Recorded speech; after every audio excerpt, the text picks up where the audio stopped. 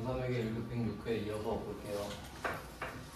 근데 그 프로그램이 어제 다른 프로그램을 열었을 경우가 있어가지고 다시 좀 받으셔야 되는데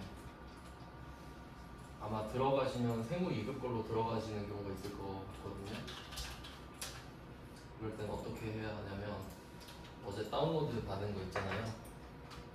폴더에 다운로드 있는 거 보시면 전산회계 1급 이걸 했었는데 그 뒤에 세무 2급도 했었거든요. 그래서 이거 106회 회계 1급을 다시 들어가셔서 똑같이 한 번 더 열어주면 됩니다. 압축은 풀려 있으니까.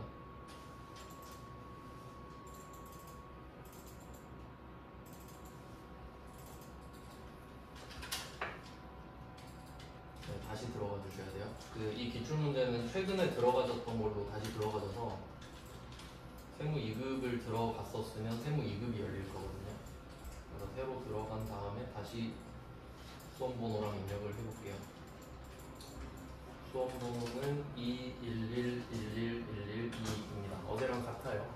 211111122 일이 6개.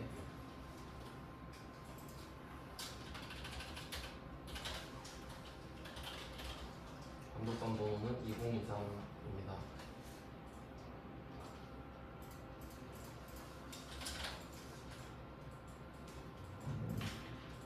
네, 이렇게 하면 준비가 끝났고요.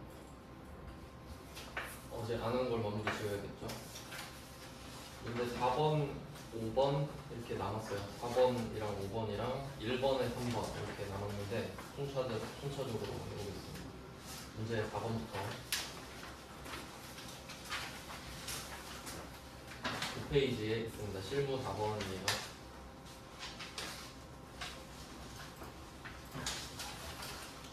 문제 4번의 경우의 수를 한번 생각해 볼게요. 문제 4번은 점수를 정정하는 거거든요. 그러면 이때 어떤 일이 일어날 수 있냐면 이거 그냥 보기만 하세요. 적을 필요는 없고 그냥 생각하시면 돼요. 첫 번째는 그냥 일반 점표에 뭔가가 써 있어요. 그러니까 정정 문제는 그 공개가 되어 있어요. 고치는 거니까. 고치려면 이미 돼 있어야 되죠. 근데 그걸 그냥 일반 점표 안에서 고치는 거예요. 뭐 계정 과목을 고친다거나 금액을 고친다거나. 제일 간단한 문제겠죠. 두 번째는 메인 매출 점표에 적혀 있는 거를 역시 메인 매출 점표 안에서 그냥 고치는 거죠. 그러니까 이 두 개는 간단하겠죠. 근데 이제 난이도가 올라가면 일반 점표에 입력이 돼 있는 게 알고 보니 메인 매출 점표에 해야 되는 거더라. 그럼 기존에 있던 일반 점표과는 삭제하고 그 점표를 메인 매출 점표에 새로 적어야 되거든요. 그럼 조금 번거로워지죠. 그 다음에 반대의 경우도 있을 것 같아요. 메인 매출 점표에 입력되어 있는 거를 일반 점표에다가 옮겨라. 경우의 수가 이 정도밖에 없겠죠. 그리고 아주 특이한 문제가 옛날에 나온 적이 있는데 이게 정정 문제잖아요. 근데 해야 되는데 안 했다 이런 문제도 있었거든요. 해야 되는데 안 했대. 그럼 사실 정확히 말하면 정정은 아니죠. 그러니까 그건 그냥 일반 점표 문제랑 똑같은 거지. 해야 되는데 안 했으니까 해야 되잖아요, 그냥.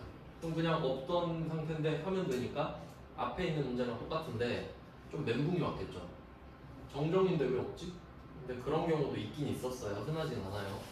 근데 제가 강조하고 싶은 거는 이 4번 요걸 좀 조심해야 되거든요. 이게 좀 사례까지 아시면 좋은데 이게 그 제일 좋은 게 전산회계 1급 69회에 이 예시가 있거든요. 그러니까 말로 설명드리고 문제 볼게요. 그러니까 일반적으로는 안 어려운데 이 4번 케이스가 나오면 어려울 수가 있어요. 어떤 느낌이냐면 접대를 한 거예요. 접대. 정확히 기억은 안 나는데 그냥 각색해서 말씀을 드릴게요. 접대를 했는데 세금 계산서를 받았다고 적은 거예요.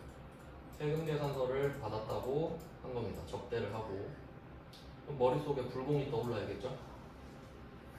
근데 알고 보니까 카드 점표 받았던 거예요. 접대를 한 건 똑같은데. 그럼 카드 점표를 받았다. 그럼 변하지 않는 사실은 세액공제를 못 받는다는 거죠. 세금 계산서를 받든 카드 점표를 받든 불공제 사유는 불공제죠. 근데 세금 계산서를 받으면 메인 매출 점표에 54번 불공을 쓰는데 카드 점표를 받으면 일반 점표에 쓰잖아요. 그럼 그렇게 되면 어렵지. 그래서 4번의 사례 이거는 좀 기억을 해주세요. 그렇게 내면 오답률이 상당히 높아질 겁니다. 69회 비슷한 문제가 있을 거예요. 참고해 보시면 좋을 것 같아요. 적어두시고 꼭 한번 보고 가시면 좋을 것 같아요. 이거 말고는 뭐 딱히 어렵게는 안 나옵니다. 네, 이런 문제가 있으니 주의하시고, 그러니까 아예 안 적혀 있었던 거랑 이 4번 케이스 조금 어렵게 나온 적 있다. 뭐 반대도 나올 수 있겠죠. 접대하고 카드 점표 받았다고 했는데 알고 보니까 세금 계산서 받았네? 이럴 수도 있는 거니까 응용하시면 되겠고요. 그럼 문제 한번 풀어볼게요. 4번 1번. 그러면 이 정정 문제는 가장 먼저 뭘 하셔야 되냐면 기존에 적혀 있는 점표가 어디냐부터 찾아야 되거든요. 근데 너무 걱정할 필요가 없는 게 점표 우리 2개밖에 없죠. 그러니까 정 안 되면 그냥 둘 다 들어가 보면 돼요. 네, 그렇게 간단한 방법이 있기 때문에 뭘까 그렇게 고민할 필요는 없습니다. 그럼 1번에 보통예금 계좌에서 지급한 80만 원은 외상으로 매입해서 영업부에서 업무용으로 사용 중인 컴퓨터에 대한 대금 지급액으로 확인되었다. 그러니까 확인되었다가 팩트거든요. 그러면 그 전에 보통예금에서 지급한 80만 원. 그럼 이거 한번 들어가 볼까요? 점표를. 여기서는 뭐 잘 모르겠으면 말씀드렸죠. 일반 점표 들어가 보세요. 8월 2일 들어가 봤어요. 일반 점표 8월 2일 들어가 봤는데 이 금액 똑같이 있죠. 80만 원은 외상으로 매입한 거. 네, 컴퓨터에 대한 지급액이다. 그럼 이 말은 외상으로 매입한 거를 외상 매입금으로 지금 써놓은 건데 보통예금으로 지급한 것까지 확인됐죠. 근데 그게 명분이 이 외상 매입금이라고 돼 있는 거는 앞에 원재료를 떠올릴 수 있죠. 우리가 주로 원재료를 사고 뭐 추가하자면 상품까지 나올 수 있는 건데, 그러니까 이 외상 매입금을 가지고 유추하는 거죠. 우리가 이거에 대해서 원재료나 상품을 샀었겠구나. 근데 그게 아니라 컴퓨터에 대한 지급액인 거죠. 그럼 컴퓨터는 원재료가 아니니까 그거에 대한 외상을 미지급금으로 해놨을 거 아니에요. 그러니까 이 외상 매입금을 미지급금으로 바꿔라 이 말이겠죠. 그럼 얘는 일반 점표 내에서 계정 과목만 바꾸면 끝나는 거죠. 그래서 이 251번 클릭해서 F2번 미지급금 바꿔주시면 거래처도 똑같고 금액도 똑같기 때문에 이렇게 하면 끝이에요. 이렇게 꿀이죠. 그러니까 이 4번 문제는 난이도 차이가 엄청 날 거예요. 쉬운 거랑 어려운 거랑. 근데 이건 약간 독해 문제죠. 뭔 말인지 모를 수도 있으니까. 그래서 이렇게 무슨 점표인지 모르겠으면 그냥 들어가 보시면 된다. 네, 너무 고민하지 마시고. 그 다음에 2번으로 갈게요. 2번 문제는 현금으로 지급한 운송비 33만 원의 부가세 포함 원재료를 매입하면서 지급한 것으로 회계팀 신입사원을 실수로 입력했다 라고 하네요. 일반 점표에 입력했다. 그러니까 실수로 일반 점표에 입력했으니까 이거 세금 계산서 받았는데 어쩔래? 이거죠? 그럼 아마도 이 3만 원을 돌려받을 수 있을 거니까 메인 매출 점표로 옮겨야겠죠.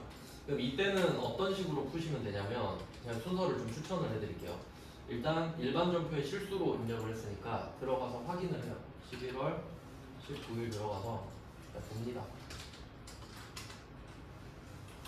제가 하는 방법을 알려드리면 저는 요거를 창을 왼쪽 위로 이렇게 올려요. 오른쪽이든 왼쪽이든 올리고 그 다음에 메인 매출 점표를 한 개 더 켜요. 굳이 한 개씩 할 필요 없으니까 저는 2개를 동시에 띄워 놓습니다. 그리고 메인 매출 점표도 11월 19일로 들어가요. 네, 어떻게 하는지 아시겠죠? 그냥 두 개를 다 키는 겁니다. 그리고 순서가 일반 점표에 있는 거를 먼저 삭제하지 마세요. 메인 매출 점표에 먼저 적고 확인하고 일반 점표 걸 지우세요. 왜냐면 여기에 숨겨진 정보가 있을 수도 있으니까. 그러면 뭐 내용 보면 세금 계산서 받았고 운반비는 절대 불공제 사유가 아니죠. 그리고 한 개 더 봐야 될 거는 이 운반비가 원재료 매입하면서 운반비가 나요. 그러니까 두 가지를 봐야 되는 겁니다. 첫 번째 관점으로는 이 문제 괜찮네요. 첫 번째 관점은 부가가치세 관점으로 봤을 때 과세인데 불공제 사유가 아니죠. 과세인데 불공제 사유가 아니고 세금 계산서를 받았잖아요. 그럼 이거는 51번 과세거든요. 그래서 답이 51번 과세가 된다. 부가가치세 측면입니다. 그러니까 우리는 부가가치세를 냈고 이걸 돌려받을 수 있는데 그 와중에 세금 계산서를 받았다라는 거죠. 그리고 이제 두 번째가 회계 쪽 측면인데 계정 과목 이야기죠. 이때 비슷한 문제 앞에서 본 것 같은데 이게 매입 운반비잖아요. 자, 매입 운반비는 원재료랑 상품을 매입하는 경우밖에 없죠. 그래서 이때 계정 과목이 원재료 또는 상품밖에 나올 수가 없습니다. 제품이나 제공품은 매입을 할 수가 없기 때문에 그래서 이때 원재료에 대한 매입 운반비는 원재료가 되는 거죠. 이렇게 구분할 수 있어야 됩니다. 왜냐면 어떻게 바뀔 수 있냐면 일단 이 부가가치세 쪽으로 봤을 때는 이 운반비라는 개념 자체가 과세라는 사실은 안 바뀌어요. 면세 운반비는 없어요. 그리고 이 운반을 했다고 해서 불공제가 되는 경우도 없죠. 그러니까 이 부가가치세 측면으로는 바뀌지 않을 거예요. 세금 계산서 받고 세액공제 받을 수 있기 때문에 51번 과세는 안 바뀌어요. 근데 만약에 이게 매출 운반비일 수도 있잖아요. 요건 바뀔 수 있죠. 그러니까 매출 운반비로 바뀐다고 하더라도 세액공제는 받을 수 있죠. 근데 계정 과목이 800번 운반비로 바뀔 거잖아요. 이 정도는 좀 생각을 하셔야 된다. 부가가치세 측면은 안 바뀌겠지만 왜 운반비를 내느냐에 따라서 계정 과목이 바뀔 수 있다. 요거 좀 잘 나오는 거니까 잘 알고 계셔야 돼요. 그러니까 지금은 매입 원재료 운반비니까 원재료고 혹시 제품이든 상품이든 팔았다라고 하면 800번 운반비가 들어가면 된다 정도. 왜냐면 그렇게 바꿀 수도 있잖아요. 매입 원재료 운반비로 적어놨던 걸 알고 보니까 제품 매출 운반비네? 이럴 수도 있죠. 바꾸라고 한 김에 다 바꾸라고 할 수도 있는 거니까 잘 알아두시고요. 이건 진짜 잘 냅니다. 이거 재고자산 쪽에서 알려드렸었는데 네, 다시 보시고요. 유형은 일단 51번의 과세 그리고 계정 과목은 자 제가 이 품목은 항상 계정 과목을 적잖아요. 그러니까 여기다가 어설프게 뭐 매입 원재료 운송비 이렇게 적는 게 아니라 그냥 원재료 적어버린다는 거죠. 어차피 답이 원재료니까. 공급가액은 30만 원을 써주시고 이렇게 해야 3만 원이 구분 기재되면서 돌려받을 수 있다가 되겠죠. 이거 보니까 여기 잘못 적혀 있네 이거. 보이시죠? 800번 운반비로 돼 있죠. 그럼 이거 여기서 노린 게 뭘까요? 이거 이렇게 옮겨 쓰면서 그대로 옮기게끔 유도하는 거 아닌가요? 틀리겠지 그러면. 그럼 제가 말씀드린 포인트가 있는 거죠. 네, 원재료를 매입하면서 그리고 현금 이런 것도 잘 봐야 됩니다. 그러니까 지금 운반비 같은 경우는 살 때 팔 때에 따라서 계정 과목이 결정되잖아요. 근데 지급하는 게 현금인 거는 우리가 알 수가 없죠. 보통 예금일 수도 있는 거잖아요. 그러니까 그건 정보를 확인할 수밖에 없기 때문에 먼저 지우지 말라고 말씀드린 거예요. 자, 이렇게 해서 원재료로 바꾸고 나서 계정 과목은 거래처는 똑같죠. 4차 운송 전자는 받았고요. 중개는 현금으로 하시면 되겠네요. 여기 현금 써 있으니까. 자, 이건 어쩔 수 없죠, 이거는. 근데 이걸 보고 또 문제에서는 보통 예금으로 썼더라 이럴 수도 있으니까 잘 보셔야 됩니다. 지금은 현금으로 하겠습니다. 그럼 딱 원재료 3만원, 3천원 끝났죠.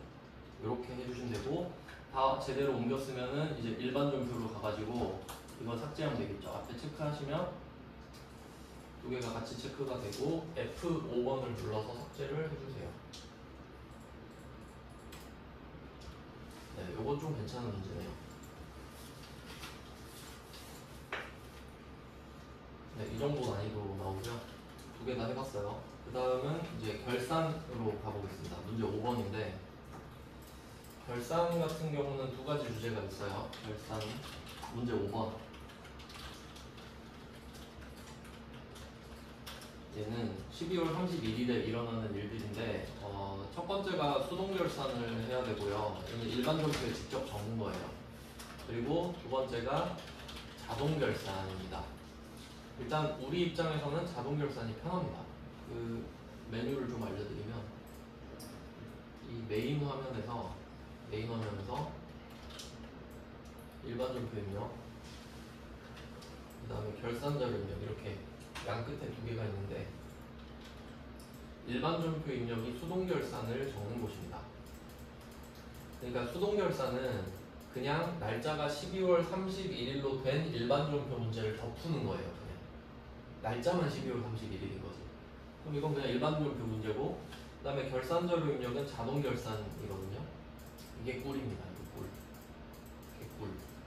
그러니까 만약에 여러분 시험 보러 갔는데 결산에 자동 문제 3개가 떴다. 잭팟이 터진 거죠. 그러니까 결론은 뭐냐면 자동과 수동을 구분할 수 있어야 된다는 거예요.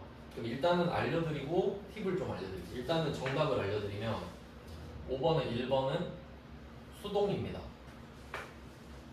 수동. 왜 그런지 생각해 볼까요? 내가 분계를 해야 되면 수동 분계예요. 근데 이거 분계 해본 적 있는 것 같죠? 재고자산이 없어졌네? 이런 거는 직접 해야 되니까 재고자산 파트에서 한 적이 있었고요. 이거 좀 기억나시나 한번 봐봐요. 수량 부족 감모라고 합니다.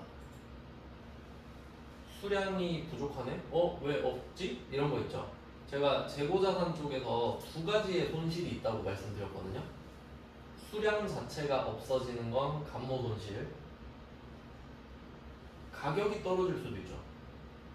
가격 떨어지면 평가 손실이잖아요. 평가 손실은 다른 주제에서도 많이 있었죠. 근데 여기서 특이한 건 감모 손실이 있다는 거지. 왜냐면 주식 같은 경우는 감모가 일어날 수가 없죠. 갑자기 막 자고 일어났는데 주식 하나 없어지고 그러진 않잖아요. 근데 재고자산은 그럴 수 있지. 그래서 재고자산 고유의 이슈거든요. 그래서 뭐 감모가 있는데 비정상적 발생했다. 이거 적용 8입니다. 그런 주제가 있었고, 그 다음 2번 가볼게요. 2번 이 문제는 소모품 정리거든요. 수동입니다. 수동.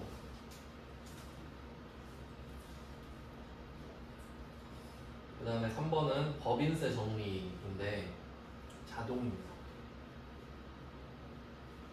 그러면 일단 저는 다 아니까 말씀을 드릴 수 있는데 여러분은 이거 찾아야 되잖아요. 왜냐면 수동 한 방에 하고 자동 한 방에 해야 되니까. 그럼 그걸 찾는 팁을 알려드릴게요.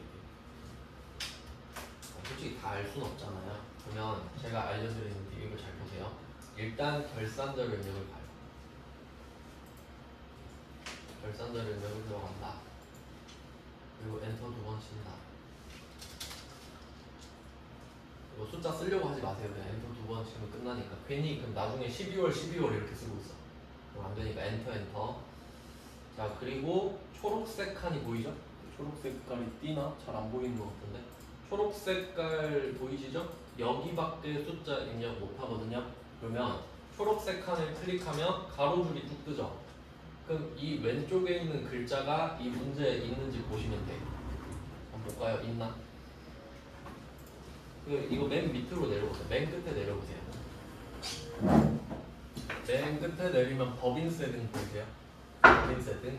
그 밑에 초록색 칸 2개 있죠. 여기다가 쓰는 거기 때문에 자동결산이에요. 그러니까 여기에 쓸 수 있으면 자동결산입니다. 이해되셨죠? 여기에 쓸 수 있으면 자동이고 여기에 못 쓰면 수동이겠지. 이 정도로 좀 보조지표. 근데 너무 의존하지 마시고요. 여기 가서 막 이제 하나씩 보고 있으면 너무 늦어요. 근데 헷갈리는 것만 보시라는 거예요. 그러니까 결론은 1번과 2번은 여기 쓸 곳이 없어요. 근데 3번은 쓸 곳이 있잖아요. 그러니까 이렇게 구분하시면 됩니다. 그래서 원래 순서는 수동을 먼저 하고 자동을 해야 되거든요. 근데 그냥 자동이 편하니까 자동을 먼저 하겠습니다. 왜냐면 이 시험은 그 실제로 결산 절차를 물어보는 게 아니라 문제 하나하나가 맞는지 틀리는지만 물어보거든요. 그러니까 뭐 결산 순서를 지킬 필요는 없어요. 근데 실제 가면 이제 지키셔야겠지만, 자, 그럼 한번 해볼게요. 자동 왔으니까, 자, 법인세 자리 찾았죠? 근데 또 법인세는 옆에 가보면 초록색 칸이 아니거든요. 그리고 밑에 보면 선납세금 더 있죠. 이거 그 법인세 정리할 때 제가 알려드렸었는데, 선납세금 할 때 법인세 중간내납세액과 이자 받았을 때 원천징수 당한 게 선납세금으로 돼 있다. 12월 31일에 보다 먼저 낸 건 다 선납세금이거든요. 그러니까 우린 이걸 냈던 거예요, 이미. 그리고 이 문제를 보시면 법인세 중간인합세액은 선납세금으로 계상되어 있다. 이거 써 있잖아요. 이거 있으나 마나한 말이죠. 이런 거 그냥 치킨은 맛있다 이런 느낌이에요. 아무 의미 없는 거야. 그리고 이를 조회하여 회계 처리할 거 돼 있죠. 제가 이 전표 쪽에서 일반 전표 쪽에서 조회 나오면 어디로 들어가야 되는지 말씀드렸죠. 말은 했잖아요. 여러분이 기억이 안 나는 거지. 계정별 원장이라고 했잖아요. 그럼 이제 또 생각을 해봐요. 조회니까 계정별 원장 가야 되나? 이걸 일단 떠올리면 제일 좋고요. 근데 보니까 여기 650만 원 써 있지 않나요? 그럼 이거 조회를 해야 될까요? 옆에 써 있는데? 굳이 하면 뭐라고 써 있겠어요? 조회하면 650으로 써 있겠지. 그러니까 유일하게 장부조회 안 해도 되는 게 선납세금이에요. 이 법인세 선납세금. 그러니까 법인세 선납세금은 그냥 믿고 적으세요. 왜냐면 컴퓨터가 바보는 아니잖아요. 얘는 선납세금이 찍혀 있는 대로 보여주는 거예요, 그냥. 그럼 그냥 그거 보고 하면 되죠. 그걸 알고 있느냐. 그러니까 조회를 할 필요가 없습니다. 왼쪽에 조회가 돼 있기 때문이에요. 자, 그 다음에 650은 냈는데 우리가 총 내야 될 돈이 1,075만 원이죠. 참고로 이 금액은 지방세까지 포함된 금액이에요. 물어보진 않는데 가끔 말할 때 있거든요. 당연히 우리는 국세든 지방세든 내 입장에선 돈이 나가는 거잖아요. 그러니까 뭐 상관은 없고. 그러면 이때 금액을 어떻게 잡냐? 지금 총 1,075만 원이죠. 총 1,075만 원. 근데 이걸 1년치를 내야 되거든요. 근데 이미 650은 냈잖아. 그럼 빼기 650을 해요. 그럼 이걸 더 내면 되겠네. 이거 더 내면 내가 1,075만 원 낸 게 되죠. 산수 놀이에요. 그러면 이걸 금액을 적어주세요. 선납세금 밑에다가 여기 밑에다가 4260 750을 써봅니다. 4260 750 맞나? 이거 잘못 쓴 것 같네. 제가 잘못 쓴 1,075만원 빼기 650만원 425만원이요. 425만원 됐다. 425만원. 안 어렵죠? 어떻게 푸는지 아시겠죠? 그러니까 법인세 정리는 선납세금은 무조건 옆에 써있어. 그거 보고 베끼기. 그리고 얼마를 더해야 이 목표 금액이 되는가. 끝. 자, 그러면 이 세 문제 중에 자동결산 하나밖에 없죠. 그럼 만약에 자동결산이 두 문제면 한 개 더 해야 되겠죠. 근데 지금 하나밖에 없잖아요. 자, 자동결산은 마무리가 전표 추가입니다. 이걸 눌러줘야 일반 전표에 반영이 되거든요. 그럼 우리가 수동 결산을 한 거랑 같은 효과가 되는 거야. 컴퓨터가 분해를 해줘버려요. 그러니까 이거 초록색 칸에 숫자 적어놓고 전표 추가 안 누르면 안 한 거지. 아무것도 안 한 겁니다. 그래서 근데 또 여기서 주의할 거는 만약에 자동결산 문제가 두 문제예요. 그럼 한 문제 하고 누르고 한 문제 하고 누르고 그게 아니죠? 두 개 하고 마지막에 한 번만. 왜냐면 결산은 한 번만 하니까. 그래서 세 문제여도 세 개 풀고 하시면 되고. 그리고 만약에 자동결산이 한 번 하나도 안 나오면 되게 좀 슬프겠는데 그럴 수도 있잖아요. 그때는 굳이 와서 전표 추가를 누를 필요는 없습니다. 근데 실제로는 와서 눌러줘야 돼요. 원래는. 근데 우리는 지금 문제만 푸는 거니까 자동 문제가 하나도 안 나오면 굳이 와서 누를 필요는 없다는 거예요. 어차피 채점 안 되겠지 그거는. 그래서 전표 추가를 눌러서 옮겨주시고 이렇게 하면 자동 결산분기 완료 떴죠. 자, 확인하시고 끕니다. 그리고 일반 전표로 가요. 그리고 일반 전표로 와서 이제 수동을 푸는 거죠. 12월 31일. 그러니까 원래 순서는 수동을 먼저 하는 게 맞는데 자동이 더 쉽잖아요. 그러니까 자동을 일단 풀고 수동 와서 못 푸는 건 버리고 해야지. 자, 그러면 12월 30일 보시면 여기 부분에 결차 결제되어 있는 거 있죠. 이게 자동 결산에서 넘어온 겁니다. 근데 잘 보시면 아까 우리가 법인세밖에 안 했는데 그 외에 다른 것도 있죠. 그러니까 그런 것들 때문에 원래 눌러줘야 되는 거예요. 그게 실제 결산의 마무리니까. 근데 우리는 그런 건 채점은 안 한다는 거지. 그리고 보통 자동은 한 문제는 주죠. 주긴 주죠. 최소 한 문제는. 그렇게 해서 이거 확인만 하시고 밑에 법인세 잘 들어가 있네요. 그래서 이 말은 뭐냐면 지금 자동결산에서 넘겨온 거잖아요. 그럼 여러분이 만약에 공개할 줄 안다. 그럼 이걸 직접 여기 적으셔도 정답이죠. 똑같이 적어도 정답이지. 왜냐면 같으니까 효과가. 그러니까 이걸 내가 하기 싫으니까 숫자 적어서 점표 추가를 한 거죠. 그걸 이해하시면 제일 좋죠. 근데 자동 결산을 할 수 있는 걸 굳이 할 필요는 없죠. 시간 아까우니까. 네, 그렇다는 거예요. 자, 이제 1번, 2번 풀어봅니다. 자, 1번은 재고자산이 없어졌다. 수량 부족이 발생한 제품의 원가는 200이다. 이런 거는 좀 예시를 들어볼게요. 예를 들어서 지금 제품이라고 하니까 혹시 제조 원가가 50만 원인 제품이 4개가 사라졌다. 뭐 이런 식으로. 이럴 수 있잖아요. 그럼 4개가 사라졌대. 그럼 그거 한 개 얼마 주고 만들었어? 하니까 50이래요. 그러면 우리 입장에서 200 없어진 거죠. 그러니까 그런 느낌이라고 지금. 아니면 그냥 200만 원짜리 한 개가 없어진 걸 수도 있고. 어쨌든 그렇게 생각하셔야 돼요. 수량과 단가가 무조건 같이 나오니까 재고자산은. 그래서 어쨌든 200이 없어졌나 보구나라고 생각을 해요. 그럼 이거 현금 과부족이랑 똑같다고 말씀을 드렸고, 그럼 여기서는 차이만 말해주죠. 200이 부족해. 그럼 이거 실제 상황 생각해 볼게요. 예를 들어보겠습니다. 만약에 실제로 내가 창고에 가봤는데 1000만 원어치가 있던 거야. 가보니까 뭐 50만 원짜리 20개 이런 식으로.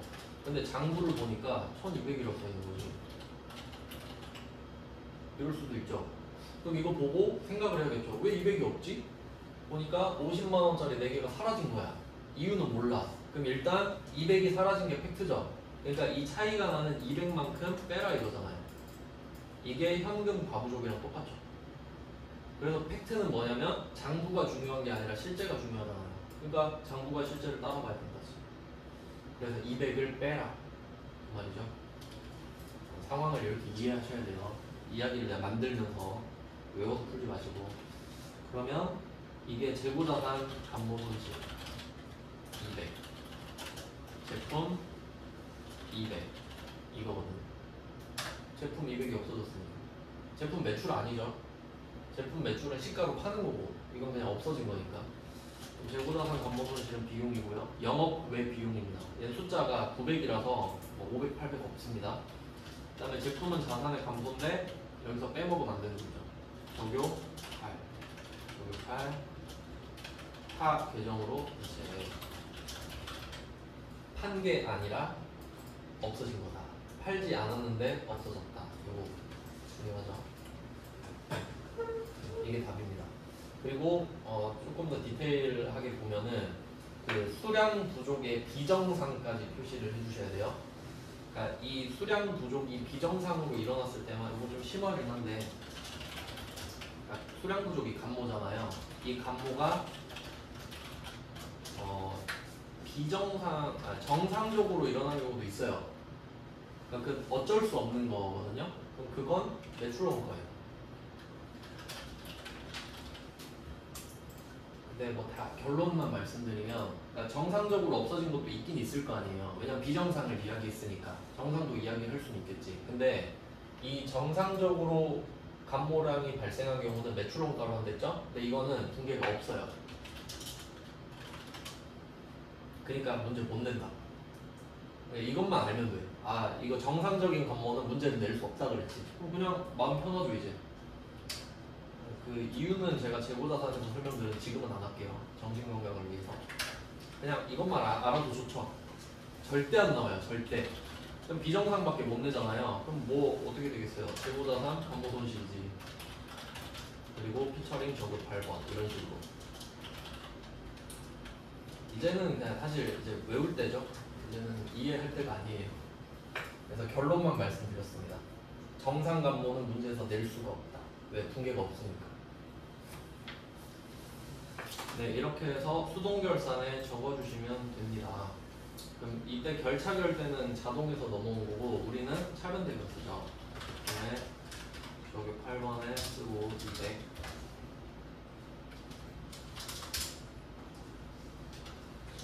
재고자산 감모손실 이렇게 써주시면 됩니다.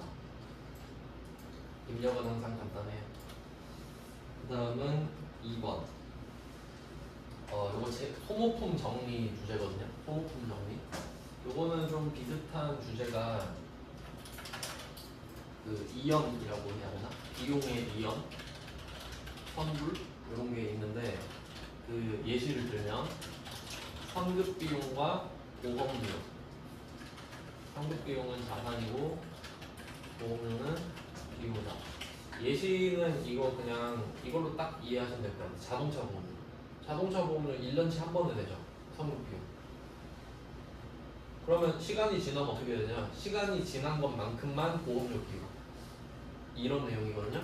근데 요거랑 비교를 하면 소모품 자산, 소모품비 비용 똑같거든요. 이름만 바꾸고 똑같은 걸 하는 거예요. 그러면 이게 맨날 이렇게 나오니까 너무 식상하죠? 그러니까 아 이거 너무 식상해 해서 낸 게 뭐예요? 소모품비 대신에 아 난 광고 선점비 내봐야겠다.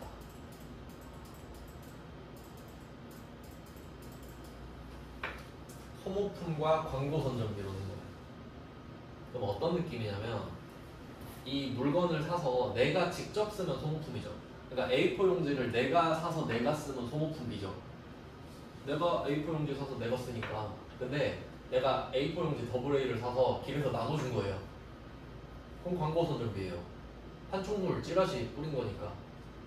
그러니까 어차피 똑같아. A4 용지를 산 건 똑같을 거예요. 근데 명분이 다르다 이거지. 내가 쓴 게 아니고 난 뿌렸다 이 말이지. 그러니까 어차피 똑같다는 거예요. 이름만 일부러 바꾼 거죠. 좀 당황을 하고.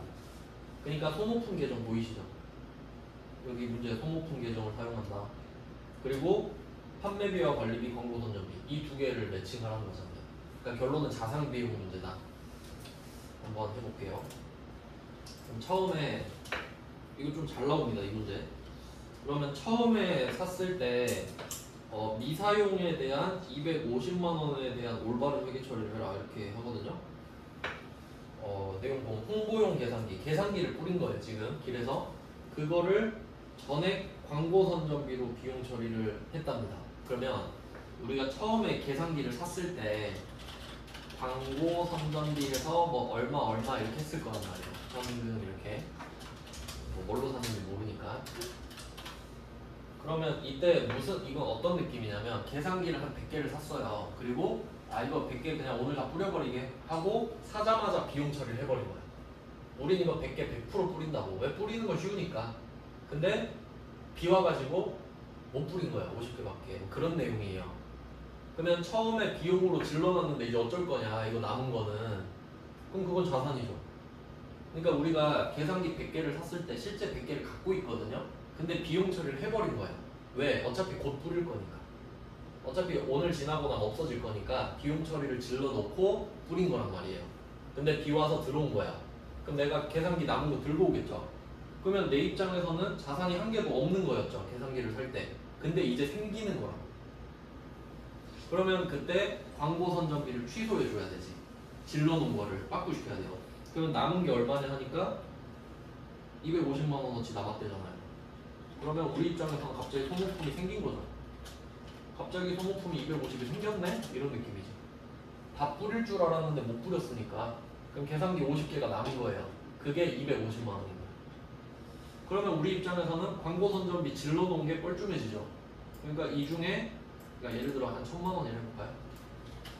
이해하기 쉽게.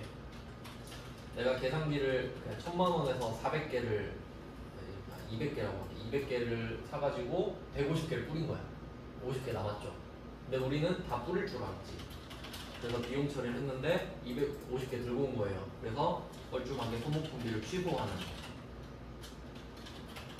이런 문제가 발생하는 거예요. 그래서 이런 식으로 비용을 소멸시키는 경우는 이럴 때밖에 안 나와요. 그러니까 제가 계속 말했잖아요. 수익과 비용은 생기기만 한다고. 일을 해야 수익이 생기죠. 근데 일을 이미 했는데 안 할 수는 없잖아 다시. 그러니까 마이너스는 원래 불가능하거든요. 근데 잘못한 걸 고칠 때는 쓰죠. 어쩔 수 없으니까. 그래서 비용의 소멸이고, 이 비용의 소멸은 사실 수익과 같죠. 쓴 줄 알았는데 안 썼네 하면 기분 좋잖아요. 250이 공짜로 생긴 거랑 같지 않습니까? 그래서 이런 회계 처리가 나오고, 이거 시험에 엄청 올라와요.